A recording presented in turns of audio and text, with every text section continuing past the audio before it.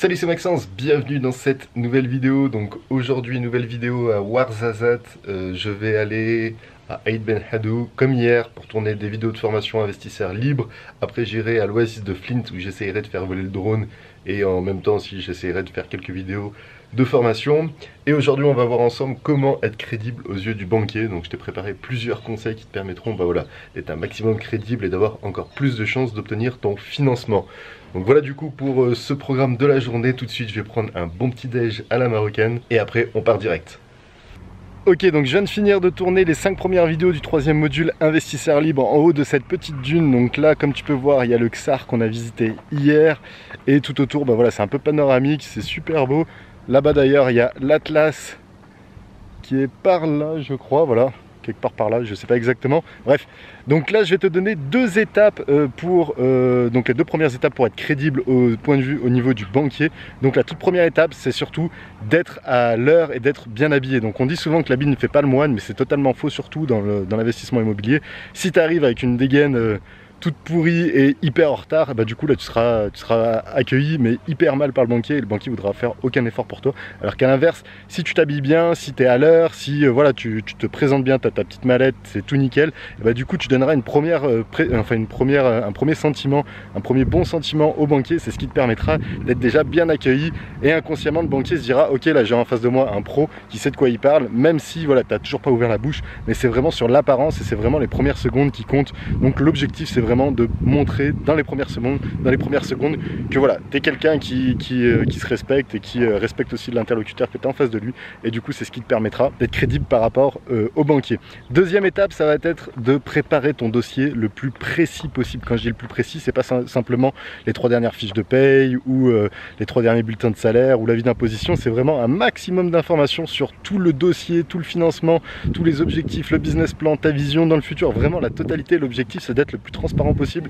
et qu'ils te connaissent, l'objectif c'est ils apprennent à te connaître parfaitement, et du coup c'est ce qui te permettra d'être encore plus crédible, parce que si tu montres que tu as bien préparé ton dossier, ça veut dire que tu as bien préparé ton rendez-vous, et ça veut dire que tu augmentes en crédibilité et que c'est quelque chose qui va apprécier, j'en suis persuadé. Au tout début, moi je me pointais au rendez-vous bancaire un peu pas habillé à la Walligen mais en t-shirt, tout ça passait pas, en plus mon dossier était vraiment pourri, et lorsque j'ai couplé les deux, donc je m'habillais bien, je mettais des chemises, j'allais avec ma petite mallette et mon dossier bien fourni, et du coup c'est à partir de ce moment là où j'ai eu mes accords bancaires, et du coup après j'ai pu enchaîner comme ça parce que j'ai eu les tout premiers accords bancaires par rapport à ça. Donc voilà, ça peut être un peu bateau, mais pense-y. Moi il y a beaucoup de personnes que j'accompagne qui prêtent pas forcément attention à ça, et pourtant c'est deux critères qui sont vraiment très importants. Donc tout de suite on va partir à l'Oasis de Flint et je te donnerai de nouveaux conseils pour être crédible par rapport à ton banquier. C'est parti.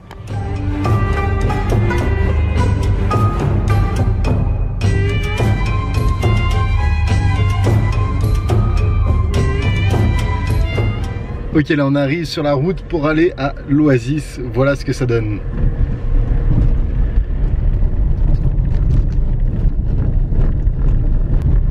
Et là on est encore qu'au début, et il y a à peu près 25-30 minutes de route, comme ça. Ça va être pas mal je pense.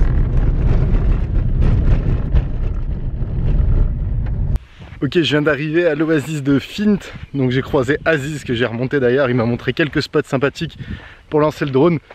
Donc je vais essayer de monter tout en haut, je sais pas si on voit, voilà, tout en haut, comme ça je pourrais lancer le drone de tout en haut tout à l'heure, je pense que ça pourrait être vraiment pas mal.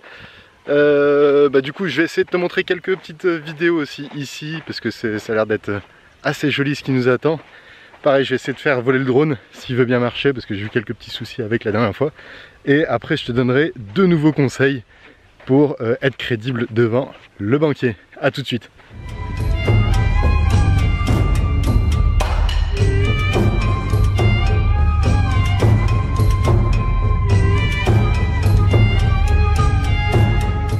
Ok, donc je suis toujours à l'Oasis de Flint, ça va me laisser le temps de te donner le 3e conseil pour être crédible auprès du banquier. Donc ce 3e conseil, c'est de bien préparer son speech, son histoire. Tout simplement parce que, surtout si vous n'êtes pas au clair encore avec votre situation, savoir justifier quoi que ce soit, il faut être vraiment au clair le plus précis possible.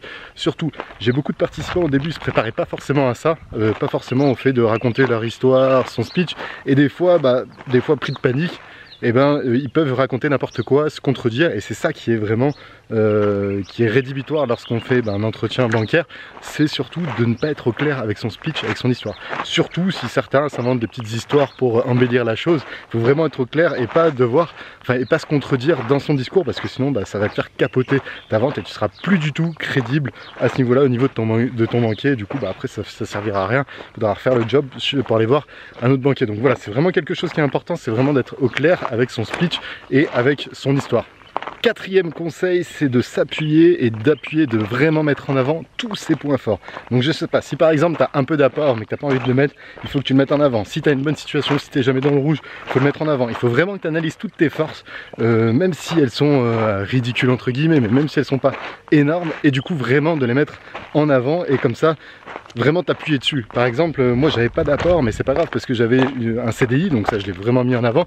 J'arrivais à ne plus être dans le rouge, je mettais un peu d'argent de côté et je me suis appuyé là-dessus plus que de dire bah voilà non j'ai pas d'apport. Non, je me suis vraiment appuyé sur mes forces, je les ai analysées et j'ai vraiment vendu mon speech par rapport à ça, par rapport à toutes mes forces, et c'est ce qui m'a permis voilà, au bout du 6e refus bancaire pour mon tout premier investissement, d'obtenir le financement grâce à ça, parce que j'ai arrêté de parler de l'apport et je parlais uniquement de mes points forts et de mes points faibles.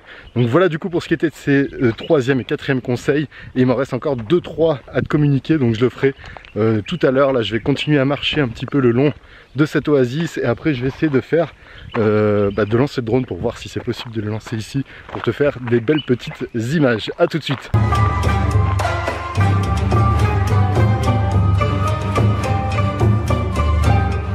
Ok, alors je viens de monter sur les rochers qu'on voyait tout à l'heure, c'est un sacré spot. Honnêtement, c'est plutôt joli d'ici. En plus, on a une sacrée vue. C'est dommage, j'aurais bien ramené le drone, enfin fait voler le drone, mais là, il y a pas mal de vent, surtout qui commence à se lever. Donc bon, ce sera pas pour cette fois, mais c'est pas trop grave. Donc, je vais te donner le 5e et 6e conseil du coup pour devenir crédible et pour être crédible vis-à-vis de ton banquier.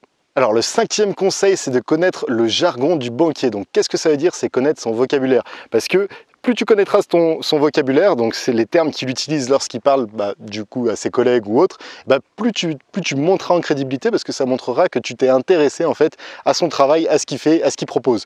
Donc quand je te parle de jargon, c'est par exemple connaître les IRA. Qu'est-ce que c'est les IRA? C'est les indemnités de remboursement anticipé. Mais lorsqu'on dit le terme IRA, tout de suite on augmente au niveau de crédibilité. Moi je me souviens, lorsque j'en avais commencé à en parler à ma conseillère, et tout de suite elle m'a dit ah mais vous connaissez ce terme et tout. Je dis bah oui, c'est les indemnités de remboursement anticipé, d'ailleurs j'en veux pas. Enfin bref, ça permet vraiment de monter en crédibilité, le fait de connaître des termes. Donc je sais pas, par exemple, le fait qu'il y a des organismes de cautionnement, qu'il y a des hypothèques, un PPD, la transférabilité du prêt ou autre.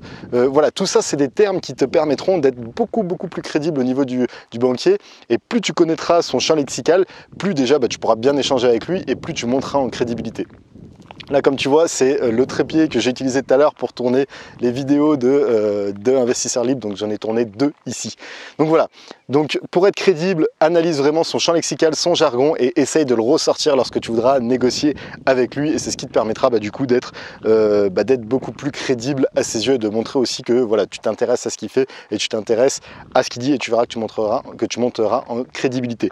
6e conseil, c'est de comprendre ce que lui recherche. Donc, lorsque tu voudras lui demander en fait pour un crédit immobilier, lorsqu'il ira le voir pour lui demander un crédit immobilier, lui ce qu'il veut c'est pas te donner un crédit immobilier, lui ce qu'il veut c'est te donner tous ces produits qui pourra te refourguer, comme par exemple ouvrir plein de comptes chez lui, des assurances vie, des placements, des livrets ou tout ça. C'est vraiment ça que le banquier veut et du coup c'est vraiment ça qu'il faut que tu analyses. Qu'est-ce que lui veut? Il faut savoir que toutes les semaines, tous les mois, il y a des challenges par rapport à des placements, par rapport à des produits qu'il doit vendre, et du coup plus tu seras au courant de ce qui va se passer, de ce qu'il a besoin, plus tu pourras faire des concessions en lui disant écoutez, pas de problème, vous me financez, moi je vous ouvre un compte, je vous ouvre votre assurance vie là, parce que voilà apparemment, enfin je vous ouvre votre assurance vie et du coup ça va te permettre en fait d'appuyer et surtout de choisir et de connaître exactement ce que lui a besoin, parce que si tu arrives à déterminer ce que lui a besoin à ce moment-là, ça te permettra aussi à lui de te donner ce que toi tu as besoin, et comme ça ce sera vraiment un échange gagnant-gagnant.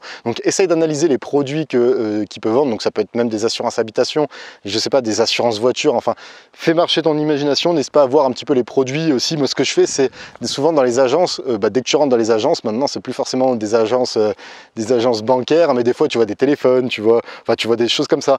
Et j'avais même un pote, lui ce qu'il avait fait, parce que c'était la semaine sur les forfaits mobiles, et ben, du coup il a dit voilà, vous me financez, donc il avait déjà un bon dossier, mais il a dit vous me financez, comme ça je vous prends un mobile avec un forfait mobile ou autre, même si bon c'était pas forcément top au niveau qualité, mais voilà, c'est ce qui lui a permis de mettre du poids en fait dans son dossier et d'être encore plus crédible au niveau du banquier. Et c'est ce qui lui a permis aussi, ça a permis de lui obtenir son financement, et du coup c'était plutôt pas mal. Donc voilà du coup pour ce qui était de ces 6 conseils. Peut-être que je t'en donnerai d'autres si j'y réfléchis sur la route là du retour. Du coup reste bien jusqu'à la fin de cette vidéo parce que je vais sûrement te donner d'autres conseils. À tout de suite. Ce qui est assez fou d'ailleurs, c'est que là il fait 35 degrés, on est genre midi et demi, et le soir ça descend à moins de 10 degrés. Donc la différence est vraiment énorme, et tout simplement parce qu'on est dans le désert. Mais c'est vrai qu'on me l'a souvent dit, mais lorsque tu le vis, c'est vraiment différent de ce qu'on te le dit, et honnêtement ça fait une sacrée diff.